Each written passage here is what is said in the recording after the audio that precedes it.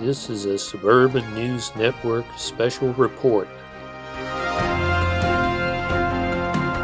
Protesters take to the streets of Bethesda over the desecration of an historic African-American cemetery.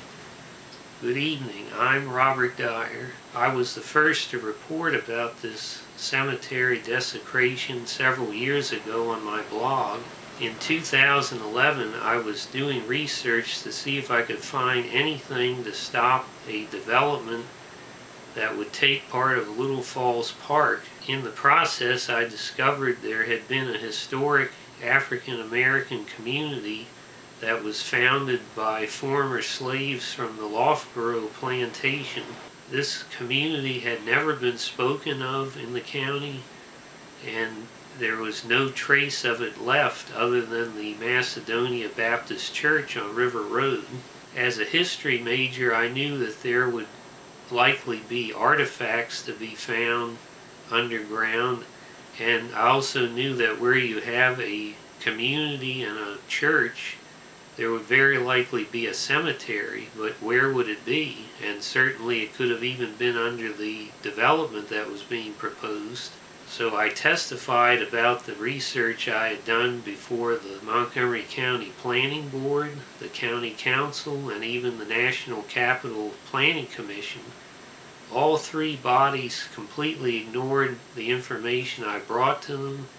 In fact, the historic advisor for the planning board even was giggling, and he told the planning board that there was absolutely nothing historic about the industrial area on River Road. All three bodies then approved the Little Falls Place development, but it was just a few years later that I would be totally vindicated. In 2014, the Montgomery County Planning Department released a makeshift history of the so-called Westbard area of Bethesda at the beginning of the Westbard sector plan process. This history mentioned absolutely nothing about the African American community.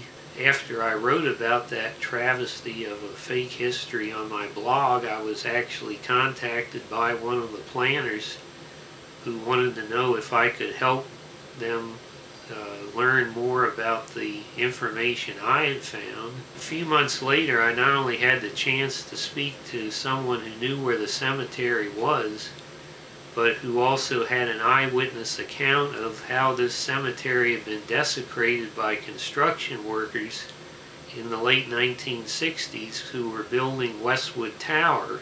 According to this witness account, the workers were excavating to put up this high-rise, and they had to stop 12 times after they discovered 12 sets of remains in the ground. Apparently growing tired of the delays to their work, someone gave the order to take any of the remains and relocate them to another spot further down the slope behind the future building, and the rest of the cemetery that is now still there around the building was paved over for a parking lot. Many or all of the remains may also be under a deep layer of fill that was placed on top. Now, the planners had a chance then to speak with this witness, and as a result, the cemetery was mentioned in the plan with the idea that it would have to be located and delineated before any development could occur on that site. Now fast forward to this year, where the new landowner of that site, Equity One, along with the Montgomery County Housing Opportunities Commission, wants to put a 6-story building and parking garage on top of the cemetery. On Sunday, February 12, 2017, descendants of that historic black community, who are members of the Macedonia Baptist Church, as well as residents and community organizations who support them in this fight for justice, respect, and dignity, marched together to oppose this latest outrage by the Montgomery County political cartel. Equity One, you can't hide. We can see your greedy side. We want justice.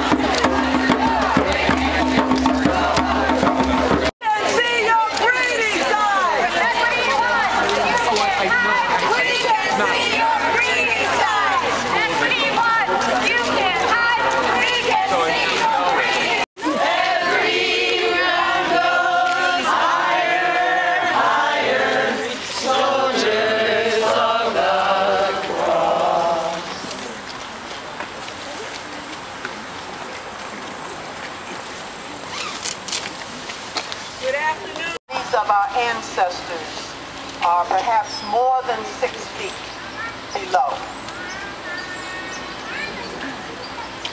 At this time, I would like to reintroduce you to Mr. Harvey Matthews. Yay!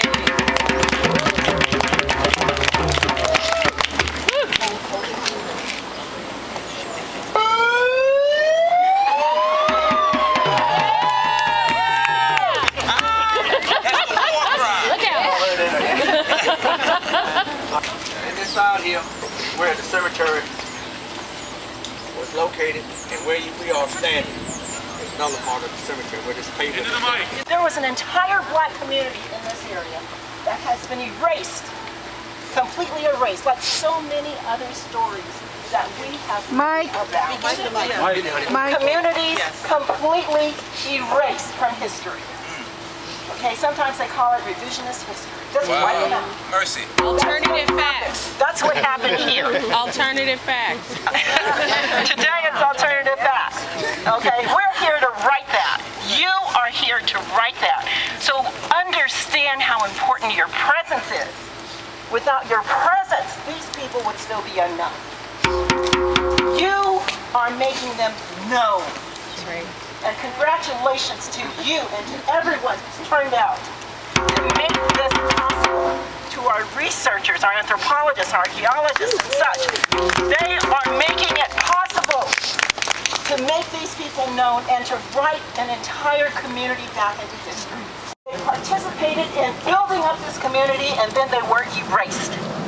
Well, thanks to your efforts today and on behalf of the ancestors buried in this hallowed ground, we are going to bring them back.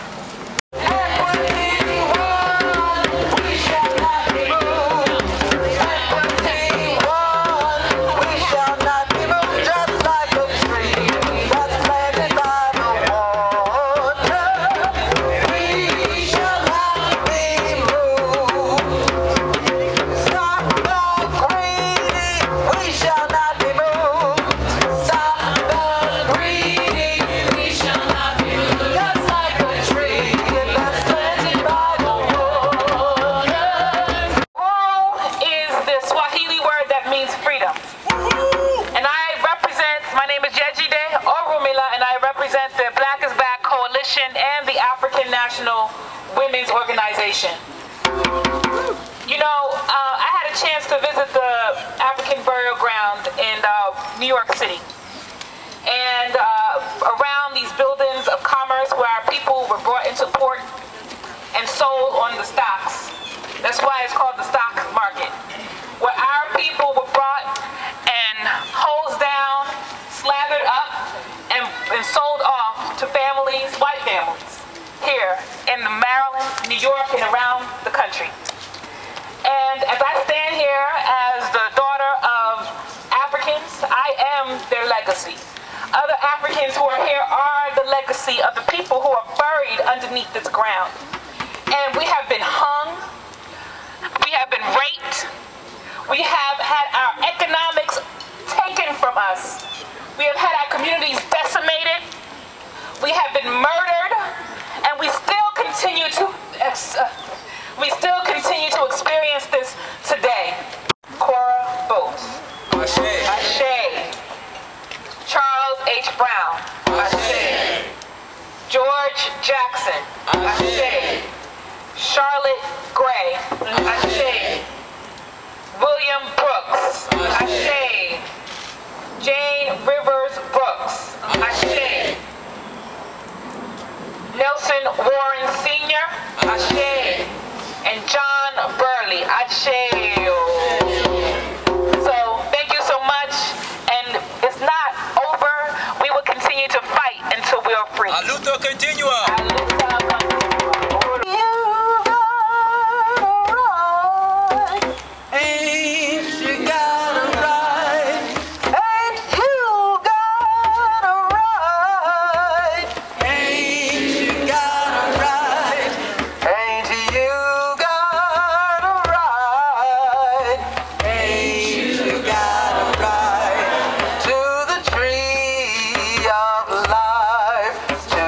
Tree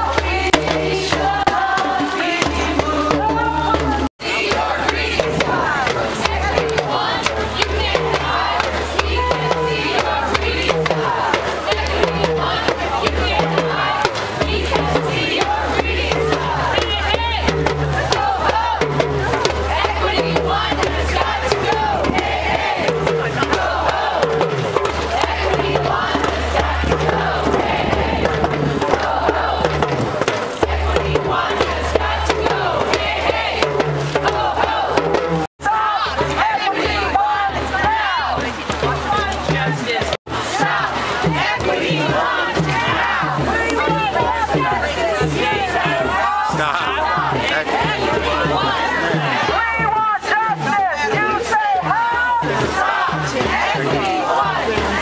Hey, ho, ho. Equity one has got to go. Hey, hey. And we planted them when I was about 9, planted these trees here in the yard. And long here we had all the trees. And they were blooming, I don't know now, but it's marsh now. And they come back in the spring, they used to come every spring of the year. Even when I moved away from the trip, this hill will be lit up. Gentrification is a crime against humanity. And the fact that they stole your home and they stole your future is no laughing matter, because if he still owned that land right now, that land would be worth millions of dollars. So not only did they push him off the land, they stole his legacy, his economic legacy. And that just must stop. We really must stop treating each other like this. And it starts with corporations, stopping corporations like Equity One. We have to stop these corporations from stealing our futures. And this is what it takes, people power. Yes. Because we are the people, and we are powerful. Right. More than we can ever imagine. And you know, the problem is that we forget how powerful we are. Every once in a while we tap into that source and we realize, oh my God, we could actually control much more than we control right now if we organize together.